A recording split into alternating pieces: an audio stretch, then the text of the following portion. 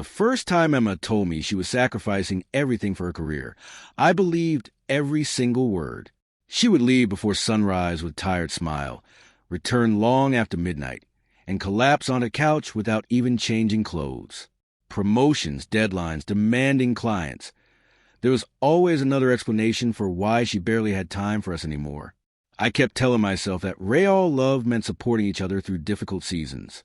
But after 6 months of missed anniversaries, canceled vacations, and lonely dinners, an uncomfortable question began growing louder inside my mind. What exactly was she sacrificing, and for whom? Everything changed on a rainy Thursday afternoon when I received a call from an unknown number. The woman on the other end introduced herself as someone from Emma's office. Before I could ask why she was calling, she hesitated and quietly said, "I think you deserve to know that your wife isn't where she says she is." Then the line went dead. I called back repeatedly, but the number had already been disconnected. I stared at my phone for several minutes, wondering if someone was trying to destroy our marriage or save it. Either way, I knew I couldn't ignore those words. The next morning, Emma kissed my cheek, grabbed her laptop bag, and rushed toward the door. "Another 12-hour meeting," she sighed dramatically. "The company is depending on me." I smiled, wished her luck, and watched her drive away. 10 minutes later, I quietly followed. Instead of taking the highway toward her office, she turned onto a completely different road. My heart pounded harder with every mile. She eventually disappeared into downtown traffic, forcing me to lose sight of her. That afternoon, I decided to surprise her at the office anyway. Maybe everything had a simple explanation. Maybe I was letting one mysterious phone call destroy years of trust. The receptionist looked confused when I introduced myself as Emma's husband. She searched the employee directory twice before looking back at me with an awkward smile. "I'm sorry, sir," she said carefully. "Emma hasn't been assigned to this office for almost 4 months. My stomach tightened. "That's impossible," I whispered. "She comes here every day." The receptionist frowned. "No, she transferred to a special project months ago." Before I could ask another question, an older security guard walking past suddenly stopped, looked directly at me, and quietly muttered, "You should see the executive floor before asking any more questions." My hands trembled as I entered the elevator. The executive floor was strangely silent, almost empty. Glass walls surrounded expensive offices, but very few employees were actually working. Then I noticed something unusual. Through one conference room window, I saw Emma sitting at a large table with 3 senior executives. They weren't discussing documents or presentations. Instead, everyone suddenly stood as a photographer entered the room. Smiles appeared instantly. A large banner was rolled down behind them that read, "Leadership Transition Ceremony." Confused, I watched as one executive handed Emma an elegant folder while cameras flashed across the room. No one looked stressed. No one looked exhausted. They looked celebratory. Before I could process what I was seeing, a hand gently touched my shoulder. I turned around to find an elderly janitor holding a small envelope. "She asked me to give you this. If you ever came looking," he whispered before walking away without another word. My pulse raced as I opened it. Inside was a single photograph. It showed Emma standing beside the company CEO 6 months earlier, the exact week she claimed her department had nearly collapsed under impossible pressure. Written on the back in Emma's handwriting were 7 chilling words. "Nothing is what it looks like anymore. Trust no one." At that exact moment, my phone vibrated. It was a message from Emma. "Please leave the building immediately. They're watching you now." I looked around the hallway, suddenly realizing several security cameras had quietly turned toward where I was standing.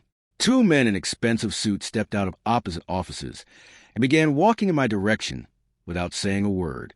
My instincts screamed that this had become something far bigger than a troubled marriage.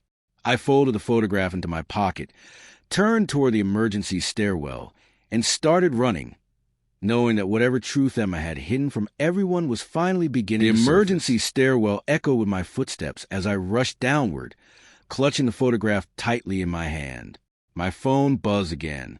This time it wasn't Emma. It was another unknown number. The message contained only an address on the other side of the city and one sentence. "If you still trust your wife, come alone. Every instinct warned me to walk away, yet every unanswered question pulled me forward. 40 minutes later, I arrived in an abandoned warehouse near the waterfront. Inside, Emma stood waiting in the shadows, her expression filled with fear instead of guilt. Before I could speak, she whispered, "I'm sorry I had to lie to you, but it was the only way to keep you alive." She slowly explained that 6 months earlier, while working as a senior financial analyst, she had accidentally uncovered evidence of massive corporate fraud involving several executives. Millions of dollars had been secretly transferred through fake contracts and shell companies.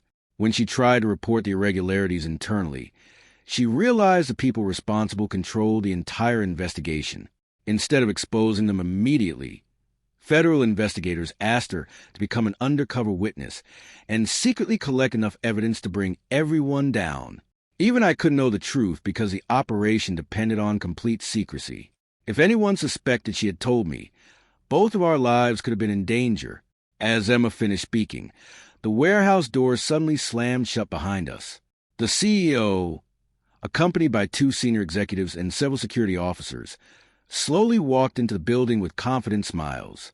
"We hoped your husband would lead us straight to you," the CEO said coldly. My heart nearly stopped. Emma quietly squeezed my hand and whispered, "Whatever happens, don't panic." The executives demanded a small, encrypted drive containing all the financial records she had secretly copied over the past several months. Emma calmly refused.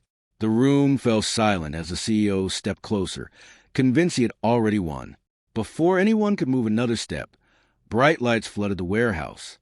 Loud voices echoed from outside as armed federal agents rushed through every entrance, ordering everyone to remain where they stood.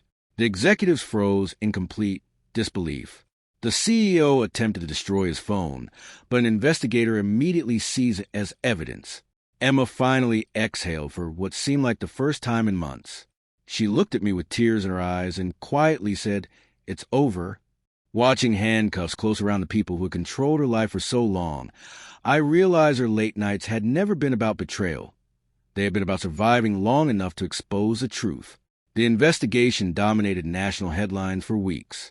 Authorities uncovered years of fraud, bribery, money laundering, and intimidation that reached far beyond a single company. Dozens of executives were arrested, and countless employees who had been unfairly blamed finally had their names cleared. Emma was publicly recognized for her courage, though she admitted the hardest part had been lying to the person she loved most. During one interview, she refused to take all the credit, saying that the strength to continue came from believing that one day I would understand why she had disappeared emotionally without ever truly leaving our marriage. Several months later, our lives looked completely different. We sold our apartment, moved to a quiet town near the coast, and finally enjoyed the peaceful evenings we had dreamed about for years. Trust wasn't rebuilt overnight, but honesty slowly replaced every painful misunderstanding. One evening, while organizing old boxes, I found the photograph the janitor had handed me at the office. On the back, beneath the original message, Emma had secretly written another sentence that I hadn't noticed before. "When this is over, I hope you'll forgive the lies that protected the truth." I smiled, slipped the photo back into its envelope, and realized forgiveness had already begun. Looking back, I often wonder what would have happened if I had ignored that mysterious phone call or chosen anger instead of seeking answers. Sometimes the truth hides behind silence, not because love has disappeared, but because revealing it too soon could destroy everything. I almost lost my marriage to suspicion, while Emma nearly lost her life protecting people she had never even met. The greatest shock wasn't discovering that my wife had been keeping secrets. It was learning that the woman I believed was abandoning our future had actually been risking everything to make sure we still had one. Some sacrifices are invisible until the very end.